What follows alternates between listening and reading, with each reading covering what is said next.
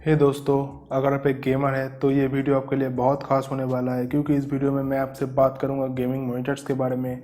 आप कैसे अपने लिए एक परफेक्ट गेमिंग मॉनिटर खरीद सकते हैं वो मैं आपको बताऊंगा। उसके साथ साथ एक गेमिंग मॉनिटर खरीदने से पहले आपको क्या क्या चीज़ देखना चाहिए वो ही मैं आपसे शेयर करूँगा। आशा करता हूँ ये वीडियो आपको पसंद आएगा। तो चलिए स्टार्ट करते हैं। तो सबसे पहले हम बात करते हैं रेजोल्यूशन एंड साइज़ के बारे में। अगर आप मार्केट में मॉनिटर खरीदने जा रहे हो तो आपको 20 इंचेस से लेकर 49 इंचेस तक आपको मार्केट में मॉनिटर्स मिलेंगे, पर सबसे जो कॉमन साइज़ होता है वो है 24 इंचेस एंड 27 इंचेस। इन दोनों ही साइज़ में काफ़ी अच्छा स्क्रीन पेस आपको मिल जाता है प्रोडक्टिविटी और गेमिंग के लिए। अगर मैं रेजोल्यूशन की बात करूँ तो रेजोल्यूशन का मतलब है कि आपके डिस्प्ले में कितने सारे एक्टिव पिक्सल है। आप रेजोल्यूशन को मेज़र कर सकते हैं number of horizontal pixel by number of vertical pixel on your screen. जितना ज़्यादा हायर नंबर उतना ही शार्पर इमेज आपको मिलेगा। ज़्यादातर 24 इंचेस का जो मॉनिटर है उसका जो रेजोल्यूशन होता है वो है 1920 बाई 1080p, जिसे हम फुल एचडी भी कहते हैं। कुछ 27 इंचेस के जो मॉनिटर्स होते हैं उनमें भी सेम रेजोल्यूशन आता है, बट क्योंकि जो स्क्रीन है वो थोड़ा सा बड़ा है इसीलिए जो पिक्सल है वो थोड़ा सा स्प्रेड आउट हो जाता है, जिससे इमेज क्वालिटी उतना अच्छा आपको मिल नहीं पाता। तो मैं आपको सजेस्ट करूंगा अगर आप 27 इंचेस के मॉनिटर खरीद रहे हैं तो थोड़ा सा हायर रेजोल्यूशन के ऊपर जाइए, जैसे कि 2560 बाई 1440p, जिसे हम क्वाड एचडी या फिर 2K डिस्प्ले कहते हैं, जिसमें आपको काफ़ी बेहतरीन इमेज क्वालिटी आपको मिलेगा। अगर आप 32 इंचेस का मॉनिटर खरीदना चाहते हैं तो मैं आपको सजेस्ट करूंगा आप और थोड़ा सा हायर रेजोल्यूशन की ओर जाइए, जैसे कि 3840 बाई 2160, जिसे हम 4K डिस्प्ले या फिर UHD डिस्प्ले कहते हैं, जिसमें आपको काफ़ी बेहतरीन और डिटेल इमेज क्वालिटी आपको मिलेगा। अगर आप कोई क्रिएटिव प्रोफेशनल है या फिर गेमिंग के लिए मॉनिटर ले रहे हैं तो ये आपके लिए बहुत ही बेहतरीन होगा। उसके साथ साथ मैं आपको ये भी बता देता हूँ अगर आप 4K में गेमिंग करना चाहते हैं तो उसके लिए बहुत ही पावरफुल PC चाहिए होता है, वो भी आप ध्यान में रखिए। अभी तक हम बात कर रहे थे 16:9 एस्पेक्ट रेशियो वाला टेलीविज़न साइज मॉनिटर के बारे में। अभी हम बात करेंगे अल्ट्रा वाइड और सुपर अल्ट्रा वाइड मॉनिटर के बारे में। अल्ट्रा वाइड जो मॉनिटर है उसका जो एस्पेक्ट रेशियो है वो है 21:9, जो कि नॉर्मल टेलीविज़न साइज मॉनिटर से करीब 30% ज़्यादा वाइड है। आज की डेट पे अल्ट्रा वाइड जो मॉनिटर्स है वो काफ़ी ज़्यादा पॉपुलर हो चुका है और गेमिंग में और normal day to day usage में काफ़ी अच्छा आपको एक्सपीरियंस देता है। अगर आपको आज की डेट पे कोई अल्ट्रा वाइड मॉनिटर ख़रीदना है तो मैं आपको सजेस्ट करूँगा 29 इंचेस का 2560 बाई 1080p वाला कोई मॉनिटर, या फिर 34 इंचेस का 3440 बाई 1440p वाला कोई अल्ट्रा वाइड मॉनिटर, जो कि आपको काफ़ी अच्छा आपको एक्सपीरियंस प्रोवाइड करेगा।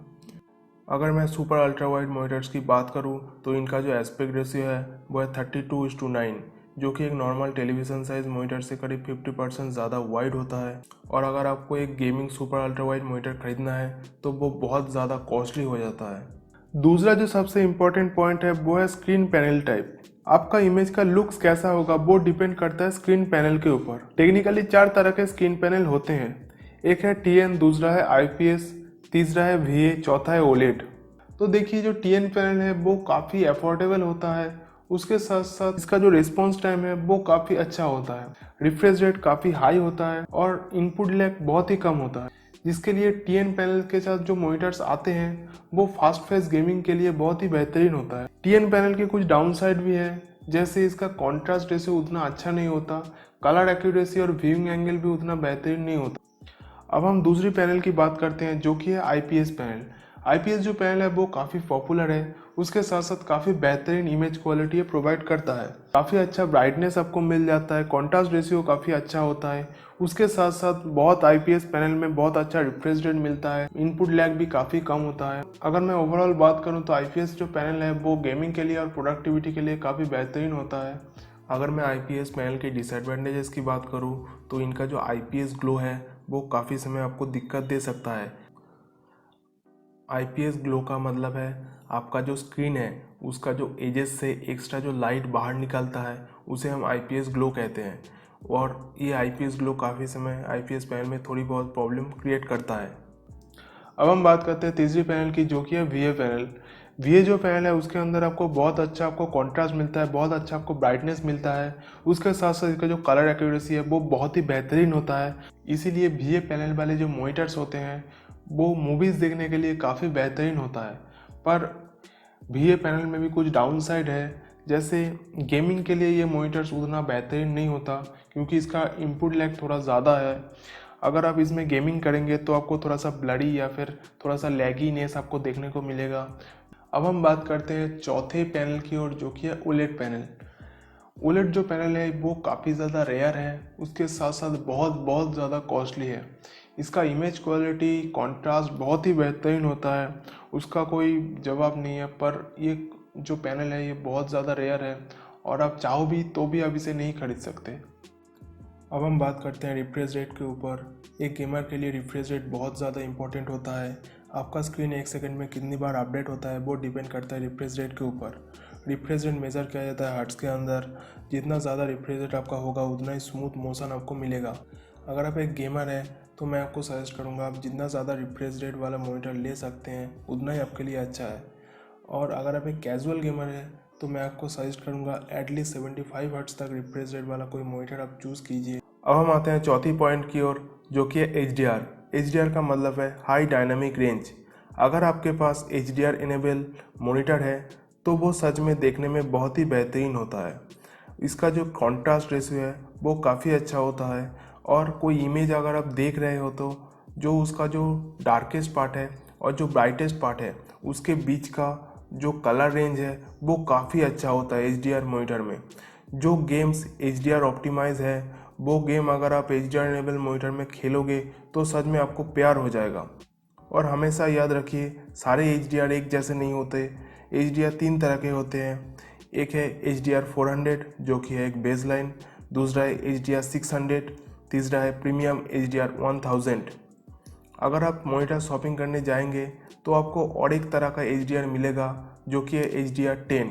HDR 10 का मतलब है कि वो 10 बिट कलर को सपोर्ट करता है। और मैं आपको हमेशा सजेस्ट करूँगा अगर आप कोई मॉनिटर ले रहे हैं और आपका बजट अलाउ करता है तो हमेशा एक HDR मॉनिटर को ज़्यादा प्रेफरेंस दीजिए। अब हम आते हैं नेक्स्ट पॉइंट की ओर, जो कि है एडेप्टिव सिंक। एडेप्टिव सिंक जो है वो स्क्रीन टेम्परिंग का जो प्रॉब्लम है उसे रिजॉल्व करने के लिए ये टेक्नोलॉजी यूज़ किया जाता है।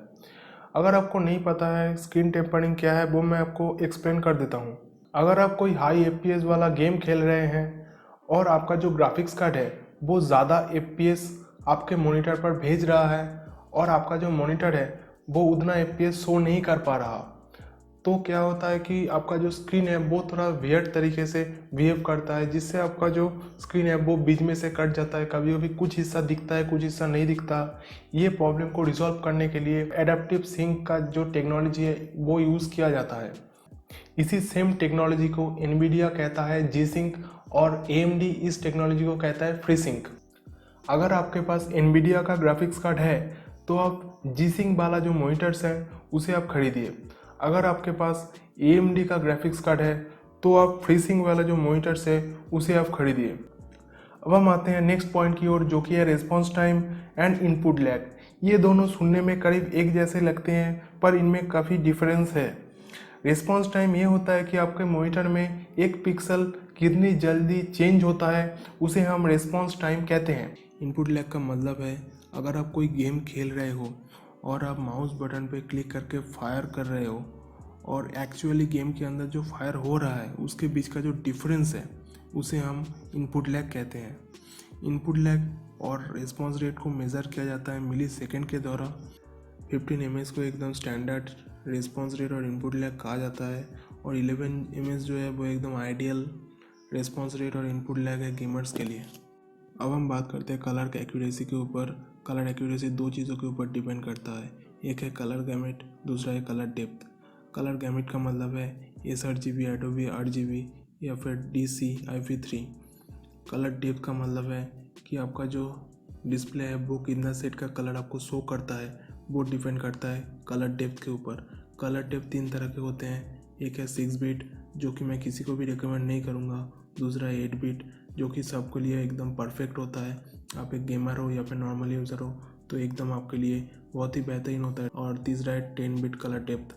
अगर आप कोई प्रोफेशनल कलर कैलिब्रेटर हो तो ही आप 10 बिट कलर का कोई डिस्प्ले आप खरीदिए, नहीं तो नॉर्मल यूज़र के लिए थोड़ा सा ज़्यादा ओवरकिल हो जाता है ये। अब मैं आता हूँ लास्ट पॉइंट की ओर, जो कि है डिज़ाइन और कनेक्टिविटी। तो देखिए जो ज़्यादातर जो बजट मॉनिटर्स होते हैं उनका जो डिज़ाइन है वो काफ़ी बोरिंग होता है। अगर आप जो हायर रेंज वाले जो मॉनिटर्स हैं वो ज़्यादातर ब्रश फिनिश के साथ आता है, और मेटालिक स्टैंड वाले जो मॉनिटर्स हैं वो देखने में सच में बहुत ही बेहतरीन होता है। उसके साथ बहुत सारे मॉनिटर्स ऐसे भी होते हैं जो ट्रिपल स्टैंड के साथ आता है, और ज़्यादातर जो आज की डेट पे अल्ट्रा वाइड और सुपर अल्ट्रा वाइड मॉनिटर्स आते हैं वो ज़्यादातर कर्व नेचर के साथ आता है, जो कि सच में देखने में बहुत बेहतरीन होता है और डेस्क को बहुत ज़्यादा सूट करता है। और बहुत सारे जो मॉनिटर्स होते हैं वो आज की डेट पे हाइट एडजस्टमेंट के साथ साथ टिल्ट करने का और रोटेट करने का ऑप्शन भी देता है। और अगर आप वॉल माउंट करने के लिए कोई मॉनिटर ले रहे हैं तो मैं आपको सजेस्ट करूँगा उसके अंदर वीज़ा माउंट है कि नहीं वो आप ज़रूर चेक कीजिए।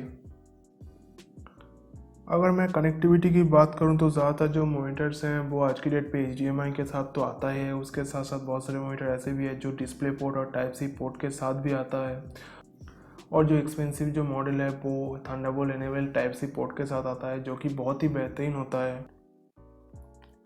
और मैं आपको सजेस्ट करूँगा आप ख़रीदने से पहले एक बार ज़रूर चेक कर लीजिए कि जो पोर्ट आपको चाहिए वो पोर्ट आपके मॉनिटर में है कि नहीं।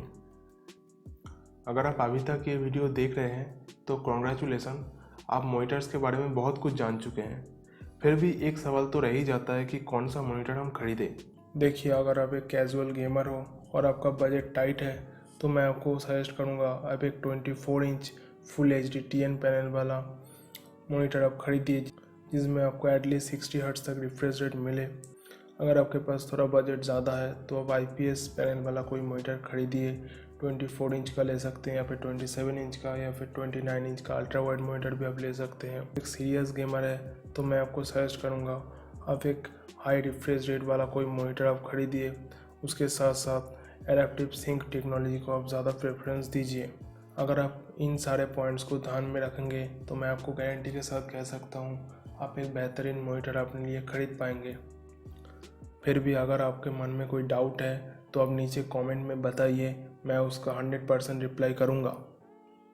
आशा करता हूँ ये वीडियो आपको पसंद आया होगा। अगर आपको ये वीडियो पसंद आया है तो प्लीज़ लाइक कीजिए।